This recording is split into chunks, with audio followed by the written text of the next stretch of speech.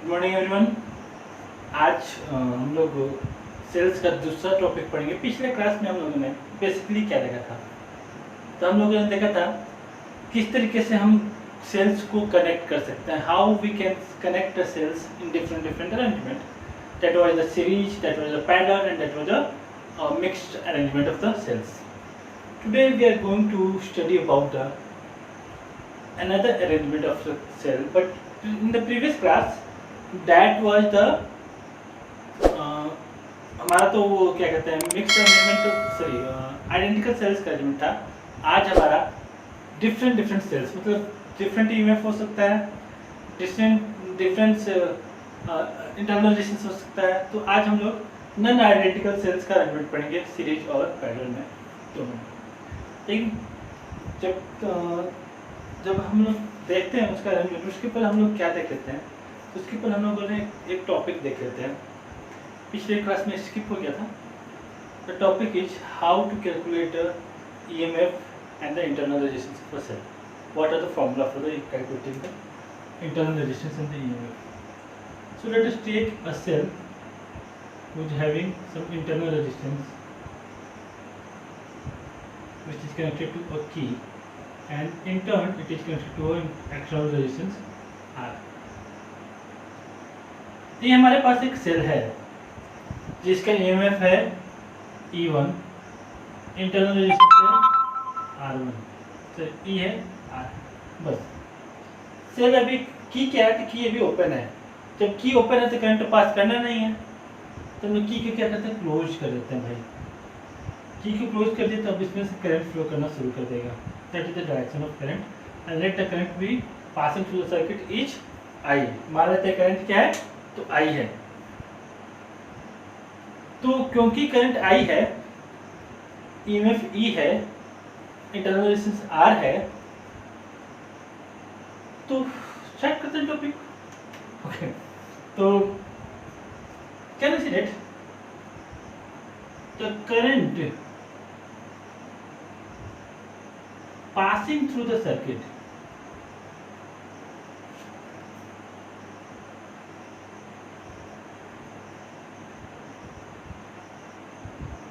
Circuit के through कितना current pass हो रहा है। सर कैन आई से I should be equal to current I should be equal to, can I से that should be equal to total EMF of the circuit upon total current, total EMF upon total current। what should be the total EMF? तो EMF total कितना है, तो EMF तो इसमें तो और कोई तो कुछ हमको दिख नहीं रहा है। EMF हमारे पास E है, तो हमारा EMF हो गया E। But what is the total resistance? Can I say the total resistance should be this and this, these are in the we can say these are in the parallel, so series, so total resistance होगा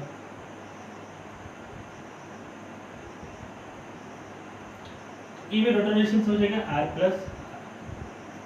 so current in the circuit becomes I equal to E upon R plus R। ये हमारा total current हो गया। I equal to E upon R plus R, that is the total current which is passing through the circuit। fine, now let this to be the equation 1। okay, now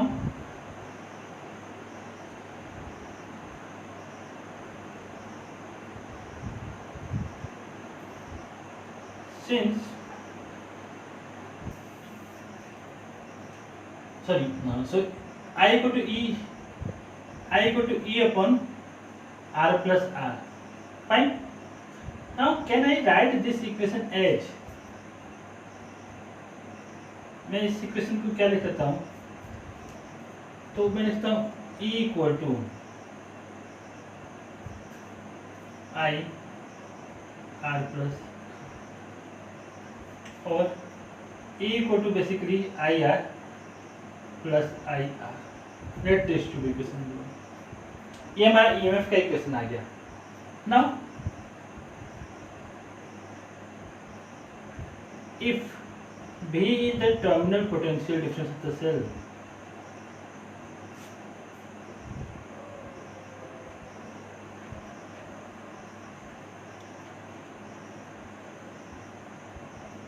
अगर भी cell का terminal potential difference है तो ये EMF तो अंदर का है, लेकिन जब करंट इसमें से फ्लो होना शुरू करता है तो हमको एक्चुअली पोटेंशियल डिफरेंस क्या मिलता है, तो भी क्या मिलता है।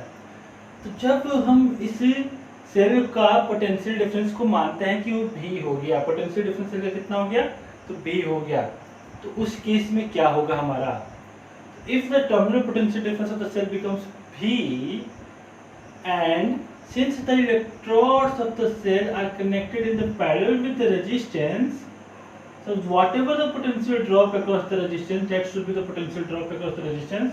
And what should be the potential drop if the IR is the current, I और R resistance है, I current है, तो potential difference इसके across अगर मानते हैं कि I into R है, so net potential भी voltage potential difference equal to I into R होता है। What is the terminal potential difference of the cell? That is equal to V. So V equal to IR, ये हमारा equation number 2 हो गया। I don't think there is any issue. ये हमारा V equal to IR आ गया। Fine. If we have V equal to IR and E equal to IR plus R, V equal to IR and E equal to IR plus R, in that case, can I say that? Let's put the value of V equal to IR in equation 1. So I will get E equal to V plus IR, and I can also write V equal to E minus IR. That is one of the very important relation. यानी हमारा जो terminal potential difference होता है वो कैसे निकलता है, sorry I R नहीं होगा, आई स्मॉल आर होगा। तो हमारा टर्मिनल पोटेंशियल डिफरेंस कैसे निकलता है, तो बोल रहा है कि वो ई से माइनस आई आर के बराबर कम होगा, यानी जो वोल्टेज ड्रॉप हो गया इस इंटरनल रेजिस्टेंस की वजह से उतना ही ईएमएफ से हमारा पोटेंशियल डिफरेंस कम हो जाता है। So we can find the potential difference of the cell is equal to the E minus I R, that is the potential difference of the cell. Okay, आगे बढ़ते हैं। ये हमारा एक ईएमएफ का इक्वेशन आ गया, ये इक्वेशन को याद रखेंगे, यही इक्वेशन को यूज करेंगे हम लोग आगे, इसलिए मैं इक्वेशन आज बताया आप लोगों को, तो ये इक्वेशन को हम लोग आगे यूज करने वाले हैं। ठीक है, अब हम लोग थोड़ा सा आगे चलते हैं। अब हम लोग इंटरनल रेजिस्टेंस हम लोग निकालेंगे। So let us study the determination of internal resistance. Determination of internal resistance, internal resistance का डिटरमिनेशन, कैसे हम इंटरनल रेजिस्टेंस हम लोग निकाले। ठीक है, so what we know, I think that was I is equal to E upon R plus R, ये हमको पता है। ठीक है, and terminal potential difference B equal to I into R, is it fine? So that can be written as I की value क्या आता है, I की वैल्यू हमारा E upon R plus R into R यानी ER।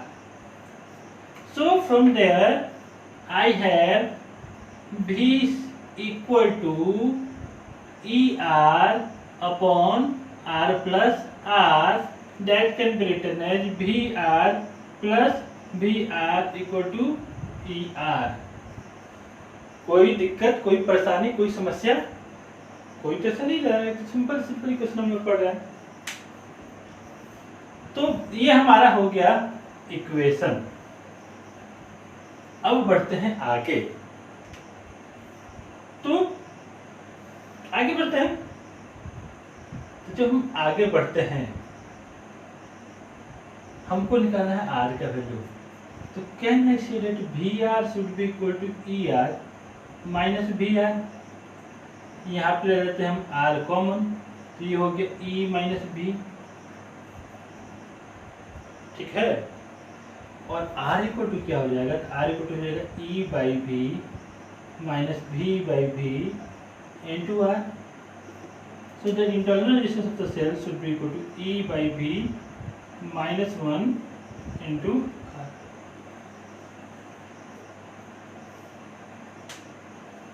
So how this equation can be used to find the internal resistance of the cell? This is what we can see. It's fine. तो ये दो हमारे बहुत ही important relation हो गए जो कि हम लोग को यूज होंगे किसके लिए? तो एक तो हो गया हमारा इंटरनल रेजिस्टेंस फाइंड करने के लिए, दूसरा हो गया हमारा टर्मिनल पोटेंशियल डिफरेंस फाइंड करने के लिए। तो हमारे बहुत ही बहुत इम्पोर्टेंट रिलेशन हो गए। अब इनका यूज हम लोग को करना होगा। तो कैसे हम लोग इन इक्वेशंस का यूज कर सकते हैं आगे के लिए, तो वो हम लोग देखते हैं। ठीक है, तो हमारा आज दो टॉपिक हो गया, अभी तक दो टॉपिक हो गया, एक पोटेंशियल निकालना सीखे और एक इंटरनल रेजिस्टेंस निकालना सीखे। अब चलते हैं आगे। हम लोग आगे का टॉपिक क्या है हमारा, ठीक है, तो सीखते हैं आगे के टॉपिक के बारे में। Now we will see the grouping of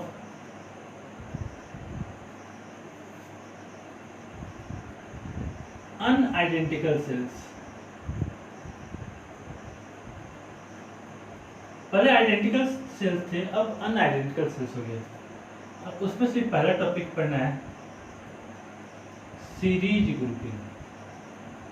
actually में सीरीज ग्रुपिंग कोई बहुत बड़ा इशू नहीं है, सीरीज ग्रुपिंग छोटा सा टॉपिक है, जैसे उनको आई डोंट थिंक बहुत ज़्यादा चीज़ जानने की जरूरत भी है, इसी टाइप का ही रहेगा हमारा।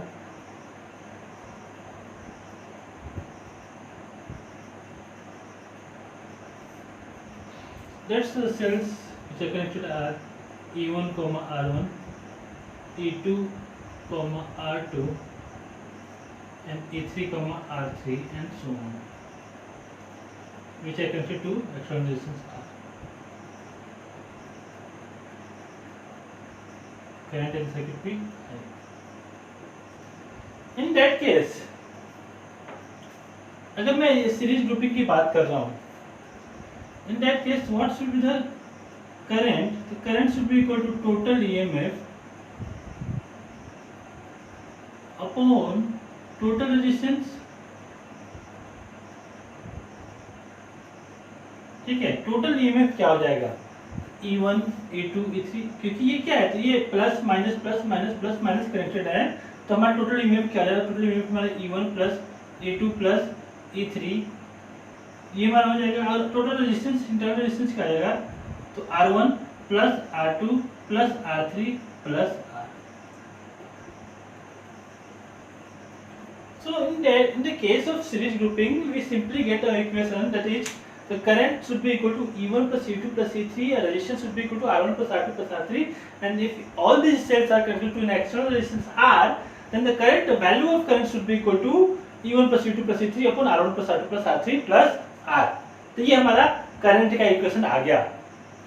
आगे बढ़ते हैं हम लोग आगे के टॉपिक के लिए। करंट हो गया। Now if any cell is connected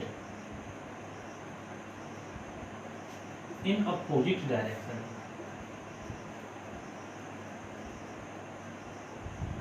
अगर कोई सेल को अपोजिट डायरेक्शन में कनेक्ट करते हैं तो क्या होगा? ओके, तो then its EMF should be subtracted।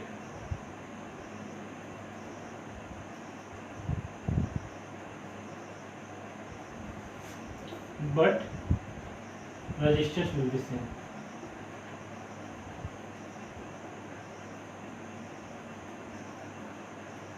अगर कोई इसी में सेल आ गया जो अपोजिट डायरेक्शन में कनेक्ट करे, मतलब ये सपोज करो इस टाइप से आ गया,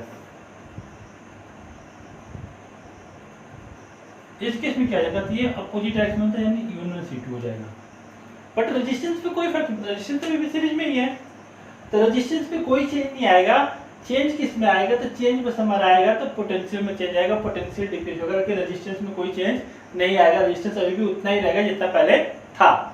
तो resistance will going to be same, but the difference is the internal resistance, sorry the EMF of the cell is going to be decrease, otherwise there is no issue in the resistance. Okay, तो ये हम लोग equations को use कर सकते हैं अगर sales हमारे सीरीज में है तो। बट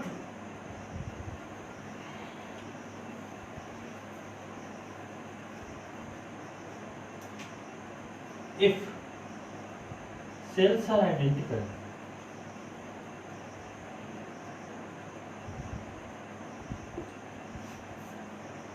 मतलब सारे सेल्स का यूनिट ई है, सारे सेल्स का रेजिस्टेंस आर है, तो हमारा इक्वेशन आई इक्वल टू क्या आया था? तो आई इक्वल टू आया था n E upon n R plus R. ये हम लोग देखे हुए इक्वेशन पहले ही ऑलरेडी, ठीक है।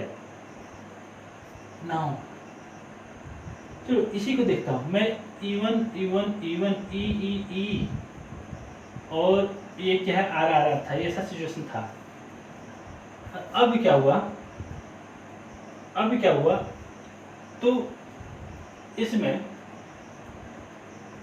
तीन, मान लेते हैं कि 10 सेल्स थे, 10 सेल थे जिसके यूनिट 10 था, ई था, तो टोटल यूनिट 10 ही हो गया, ठीक है ना। टोटल यूनिट कितना हो गया? 10 ही हो गया, और टोटल रेजिस्टेंस तो 10 आर था हमारा प्लस आर, कोई इशू नहीं था। अगर इसमें से एक सेल भी कम कर दिए, एक सेल का भी डायरेक्शन मैंने अपोजिट कर दिया, अब हमारा माइंड क्या कहता है, भाई माइनस ही 2 कर देंगे, एक सेल माइनस हो जाएगा, हमारा क्या बोलेंगे, तो हमारा हो जाना चाहिए था 9E upon 10R plus R, ये हमारा करंट का इक्वेशन आ जाना चाहिए था।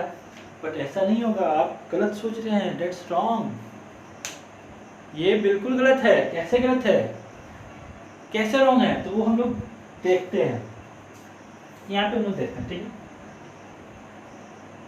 अगर मैं 10 सेल था मेरे पास, 10 सेल में मेरा एक सेल उल्टा लग गया, तो वो 2 सेल के बराबर का लॉस करेगा। कैसे? तो 10 सेल में एक सेल तो उल्टा लग गया, तो बचे कितना? 9 सेल, और 9 सेल में एक सेल का यूएफ माइनस भी तो होगा, उल्टा लगा तो वो हो ही गया, प्लस तो हुआ नहीं, और एक सेल का यूएफ माइनस हो जाएगा, तो 10 माइनस 1 9 हो गया, 9 माइनस 1 यानी कितना बचा? 8 ही सेल हमारे पास बचे ना, समझे? तो हमारे पास बस 8 ही सेल बचेंगे, और 8 ही सेल हम बस काउंट करेंगे, ना कि 10 सेल काउंट करेंगे। So that in that case if cells are identical, the current is I and M cells are wrongly placed. अगर सेल्स आइडेंटिकल है और M सेल्स को गलत प्लेसिंग कर दिया गया है, तो उस केस में हमारा करंट क्या हो जाएगा? उस केस में हमारा करंट हो जाएगा N minus 2M into E upon NR plus R. There will be no change in the resistance, but the potential is going to be changed by 2M. M cell connect करने पे 2M का difference आ रहा है, ये चीज ध्यान रखिएगा। यही चीज होता है आप लोग को जेईई मेंस के साथ, एडवांस के साथ, नीट के साथ। तो कैसे होता है, क्या प्रॉब्लम होता है, क्यों मैं ऐसा बोल रहा हूँ कि यही चीज होता है आपके जेईई मेंस के साथ, एडवांस के साथ? तो मान के चलिए आपने 50 क्वेश्चन अटेम्प्ट कर लिए, बहुत अच्छी बात है, 50 में तो मैं जेईई में निकल जाएगा आराम से। 50 क्वेश्चन अटेम्प्ट करके आया मैं, अब मेरे अंदर मन ही मन लड्डू फुट रहा, 50 क्वेश्चन मल्टीप्लाइड बाय 4, 200 नंबर तो मेरे पक्के आ गए, मेरा जेईई में तो क्वालिफाई हो जाएगा, एडवांस में भी मैं क्वालिफाई कर दूंगा, मन में तो यही चल रहा है। अब बच्चा आंसर की का वेट कर रहा था, आंसर की आया, मिलाना शुरू किया, तो पता चला क्या कि बेचारे बंदे के 36 क्वेश्चन सही थे, 14 क्वेश्चन गलत हो गया। अब क्या होता है भाई, तो -1 नेगेटिव मार्किंग चलती है। नेगेटिव मार्किंग कितनी है? -1 की। तो भाई कोई क्या दिक्कत है, 50 चौके कितना जा रहा था, तो 50 × 4 200 नंबर आ रहे थे, एक 14 क्वेश्चन मेरे गलत हो गए, 14 नंबर माइनस कर लेते हैं, तो वो हो गया मेरा 186 number. 186 is not that bad, fine, that is not that bad, तो ठीक है। बहुत गलत होने वाले बेचारे बच्चे के साथ, जैसे ही 14 क्वेश्चन माइनस हो गए, अब सही कितने में? 36, तो नंबर सही कितने में? 36 के में गए ना, तो 4 6 जा 24, 4 3 जा 12 प्लस 2 144 -16 तो ये 128।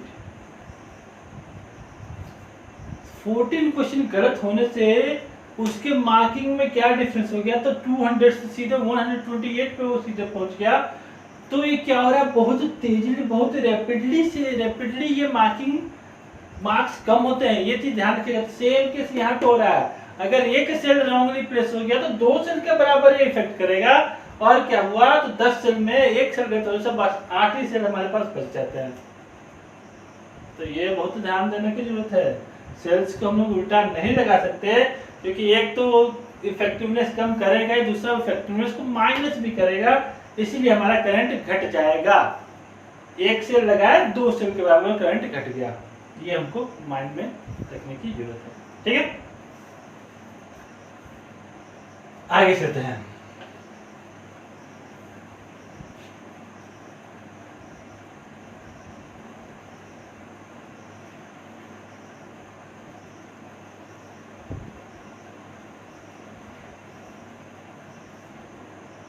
अब parallel grouping of identical sales.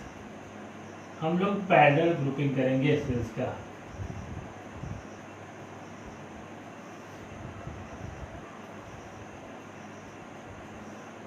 So let's go for the parallel grouping of cells. So let us take, मैं 2 ही सेल्स लेके चल रहा हूँ, 2 ही सेल लेके चलूँगा। आगे इसको मुझे जनरलाइज कर देंगे।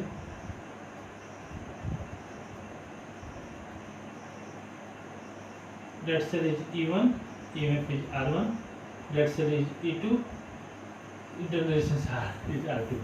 And let the current is I, and the current is distributed as I1 and I2, and let the potential difference across the cells be V. दोनों की वजह से पोटेंशियल डिफरेंस दोनों के बीच में कितना है, V। अब E1 है, E2 है, दोनों पैरेलल में, तो बोलोगे कि भाई पोटेंशियल किसका माना जाएगा, दोनों तो पैरेलल में, तो पोटेंशियल सेम होना चाहिए, इसलिए पोटेंशियल मैंने V लिया, ना कि U लिया, ना तो E2 लिया। ठीक है, तो ये हमारा सिचुएशन दिया है। Now since the cells are connected in parallel, क्योंकि ये सेल्स हैं वो पैरेलल में कनेक्टेड हैं, then क्या होने वाला है, can I say that then in that case the potential drop across the cells be same. So I have taken B to be the potential drop. Now can I say that B, मैं path ले लेता हूँ A B, okay, can I say that the potential difference B, मैं इसको लेता हूँ path को A, इस पॉइंट को लेता हूँ C, इस पॉइंट को लेता हूँ D। तो potential difference across path A C B, इस पाथ के अक्रॉस में पोटेंशियल डिफरेंस लेता हूँ, या छोड़िए इसको, A से भी ज़्यादा कंफ्यूजिंग हो जाएगा। मैं इस पॉइंट को X, इस पॉइंट को Y, इस पॉइंट को A, इस पॉइंट को B लेता हूँ।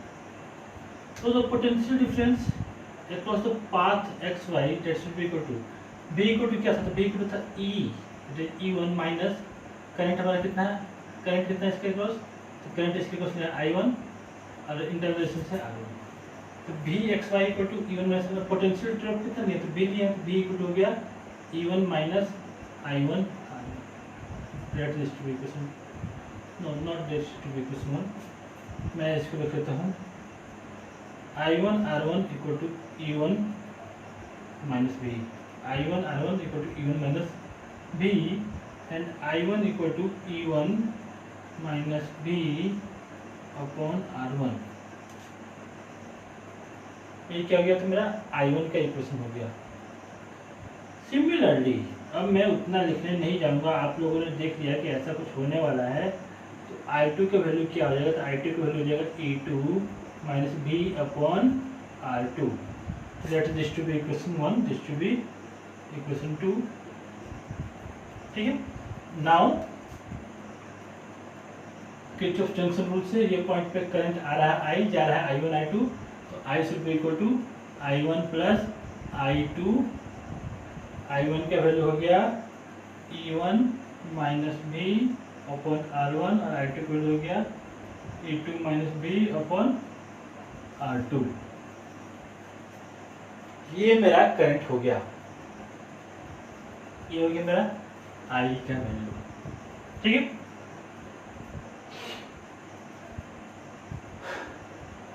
बट अभी कहानी खत्म नहीं हुई, अभी कहानी खत्म नहीं हुई है। अब क्या करेंगे हम लोग इसके बाद, ये मेरा वैल्यू तो हो गया। ठीक है, अब हम लोग इसको थोड़ा सा अलग अलग कर देते हैं। तो इसको लिख सकते हैं E1 by R1 plus E2 by R2 minus भी 1 by R1 plus 1 by R2, that is the value of I। तो इसको मैं लिख सकता हूँ सर, यानी इसको लिख सकता था भी R1 plus R2 by R1 R2, that is equal to E1 by R1 plus E2 by R2 minus I। तो भी इक्वल टू हो गया E1 by R1 plus E2 by R2। ठीक है, ये भी का वैल्यू हमारा हो गया। ठीक है, minus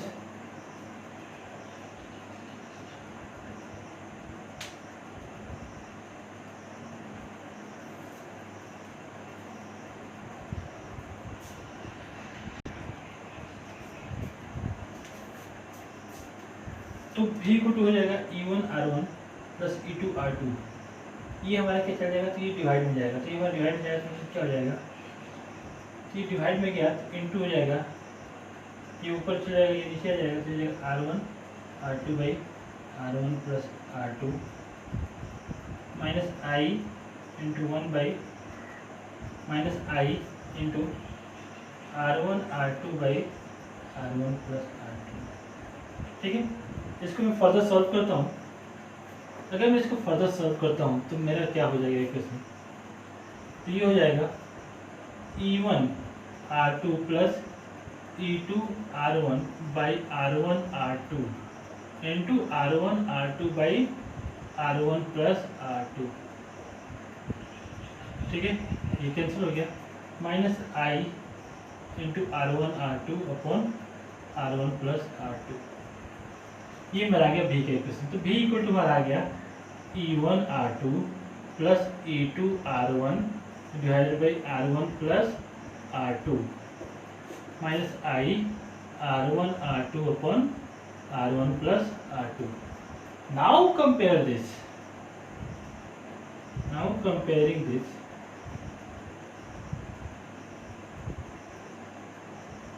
with D equal to E minus I R। E equivalent और R इक्विवेलेंट से करते अपन, तो भी है, E इक्विवेलेंट के वैल्यू क्या आ गया, तो E इक्विवेलेंट की वैल्यू आ गया E1 R2 plus E2 R1 divided by R1 plus R2 और R इक्विवेलेंट का वैल्यू आ गया, तो R इक्विवेलेंट का वैल्यू आ गया R1 R2 upon R1 plus R2। So this is the equivalent EMF and this is the equivalent EMF in case of parallel grouping of unidentical cells। But ये दो का case था। Now what I am going to do,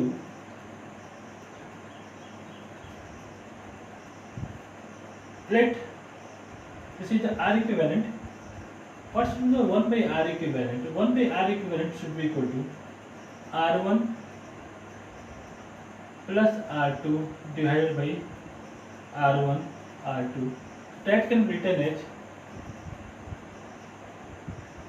R1 1 by R1 plus 1 by R2।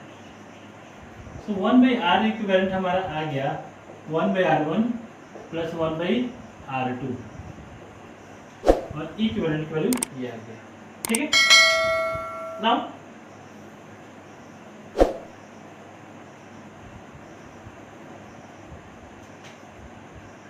let's I can set E equivalent by R equivalent की value क्या हो जाएगा, ये हमारा हो जाएगा E1 R2 plus E2 R1 divided by R1 plus R2, ठीक है,